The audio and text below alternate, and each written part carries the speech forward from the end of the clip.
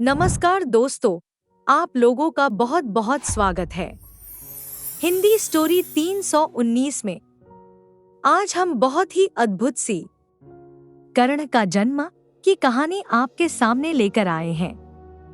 अगर आप पहली बार हमारे चैनल को देख रहे हैं तो हमारे चैनल को सब्सक्राइब कीजिए, लाइक कीजिए और कमेंट में जरूर बताएं किस तरह की कहानी आप सुनना चाहते हैं।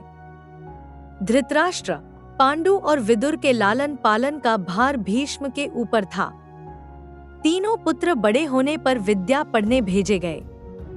धृतराष्ट्र बल विद्या में, पांडु धनुर्विद्या में तथा विदुर धर्म और नीति में निपुण हुए। युवा होने पर धृतराष्ट्र अंधे होने के कारण राज्य के उत्तराधिकारी न बन सके। विदुर दासी पुत्र थे, इसलिए पांडु को ही हस्तिनापुर का राजा घोषित किया गया। भीष्म ने धृतराष्ट्र का विवाह गांधार की राजकुमारी गांधारी से कर दिया। गांधारी को जब ज्ञात हुआ कि उसका पति अंधा है तो उसने स्वयं अपनी आंखों पर पट्टी बांध ली। उन्हीं दिनों यदुवंशी राजा शूरसेन की पोषित कन्या कुंती जब सयानी हुई तो पिता ने उसे घर आए हुए महात्माओं के सेवा में लगा दिया। पिता के अतिथि गृह में जितने भी साधु महात्मा, ऋषि मुनि आदि आते, कुंती उनकी सेवा मन लगाकर किया करती थी। एक बार वहां दुर्वासा ऋषि आ पहुंचे। कुंती ने उनकी भी मन लगाकर सेवा की। कुंती की सेवा से प्रसन्न होकर दुर्वासा ऋषि ने कहा, पुत्री, मैं तुम्हारी सेवा से अत्यंत प्रसन्न हुआ हूँ। अतः तुझे एक ऐसा मंत्र देता हूँ जिसके प्रयोग से तू जिस देवता का स्मरण करेगी वह तत्काल तेरे समक्ष प्रकट होकर तेरी मनोकामना पूर्ण करेगा। इस प्रकार दुर्वासा ऋषि कुंती को मंत्र प्रदान करके चले गए।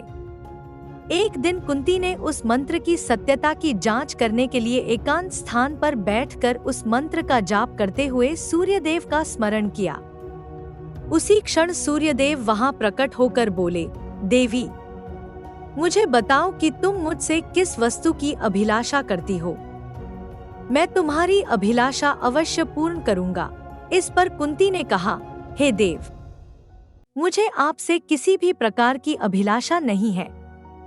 मैंने तो केवल मंत्र की सत्यता परखने के लिए ही उसका जाप किया है। कुंती के इन वचनों को सुनकर सूर्यदेव बोले, हे कुंती, मेरा आना व्यर्थ नहीं जा सकता। मैं तुम्हें एक अत्यंत पराक्रमी तथा दानशील पुत्र प्रदान करता हूँ। इतना कहकर सूर्यदेव अंतर्ध्यान हो गए। कुंती ने लज्जावश यह बात किसी से नहीं कह सकी। समय आने पर उसके गर्भ से कवच कुंडल धारण किए हुए एक पुत्र उत्पन्न हुआ। कुंती ने उसे एक मंजूषा में रखकर रात्रि बेला में गंगा में बहा दिया। वह बालक बहता हुआ उस स्थान पर पहुंचा जहां पर धृतराष्ट्र का सारथी अधिरथ अपने अश्व को गंगा नदी में जल पिला रहा था। उसकी दृष्टि कवच कुंडल धारी शिशु पर पड़ी। अधिरथ निसंतान था, इसलिए उसने बालक को अपने छाती से लगा लिया और घर ले जाकर उसे अपने पुत्र के जैसा पालने लगा। उस बालक के कान अति सुंदर थे, इसलिए उसका नाम कर्ण रखा गया। कालांतर में कुंती का विवाह पांडु के साथ हो गया। मद्र देश के राजा ने भी पांडु के पराक्रम से प्रभावित होकर अपनी कन्या माद्री का विवाह पांडु के साथ कर दिया। आप लोगों का बहुत बहुत धन्यवाद इस कहानी को सुनने के लिए। अगर आप पहली बार हमारे चैनल को देख रहे हैं, हमारे चैनल को सब्सक्राइब कीजिए और अपने विचार इस वीडियो के कमेंट पर जरूर शेयर करें और यह भी बताएं कि आगे आप किस तरह की कहानी सुनना चाहेंगे।